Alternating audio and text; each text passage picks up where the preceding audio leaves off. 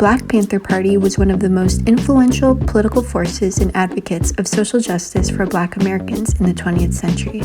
They were a political organization founded in 1966 by Huey P. Newton and Bobby Seale to challenge police brutality against the Black community.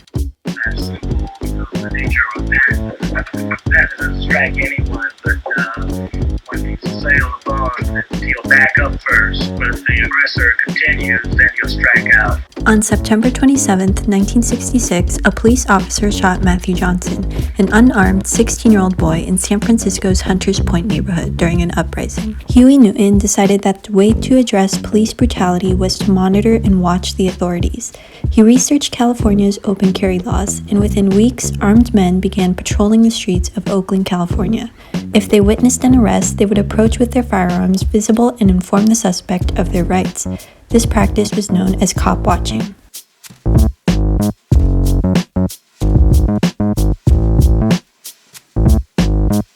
At its height in 1968, the Black Panther Party had 2,000 members. However, in 1967, the signing of the Mulford Act by then-Governor of California Ronald Reagan attempted to undermine the organization's legitimacy by repealing the law that allowed the public carrying of loaded firearms. National FBI Director J. Edgar Hoover even called the Black Panthers the greatest internal threat to the nation. Hoover said the Panthers have perpetrated numerous assaults on police and have engaged in violent confrontations throughout the country. Hoover used a special counterintelligence program also known as COINTELPRO to discredit Black Panther Party leaders.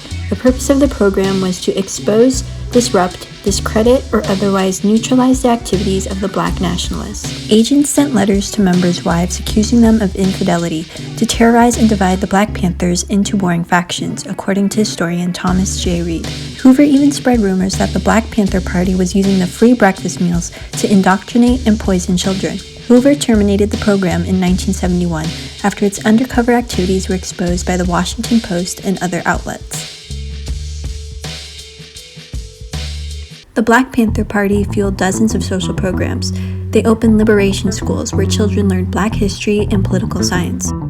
We advocate that all Black people in America are taught what politics is all about and what our history is all about, so that we can have self-identity and we can know where our strength is, we will know our enemies, and we'll know our friends. And that's one of the reasons for the American Revolution, wasn't? Because the white settlers that were here from Europe, they didn't like the idea of the British telling them that you can't go into Indian land.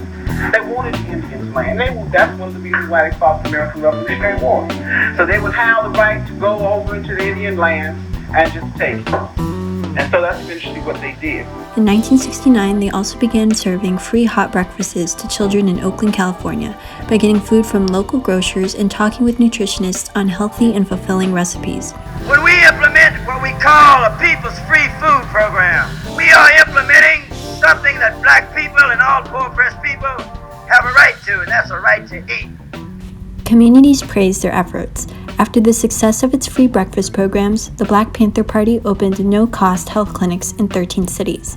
They were also supportive of increasing funding for treating those with sickle cell anemia. First identified in 1910, sickle cell anemia had little to no federal funding because the disease primarily affected people of African descent. The Black Panthers established a national screening program, training volunteers to go door to door in predominantly Black neighborhoods to give free finger stick tests. The Black Panthers' high-profile campaign put pressure on President Nixon to sign legislation that funded sickle cell research in 1972. In the 1980s, the dissolution of the party's leadership and the death of Huey Newton contributed to the decline of the organization. Currently, the Black Panther Party's contributions still stand, and many of their ideals continue to echo in the minds of many people today. So the concept is this, basically. The whole Black nation has to be put together as a Black army. And we're going to walk on this nation. We're going to walk on this racist power structure. And we're going to say to the whole damn government, we come for what's ours.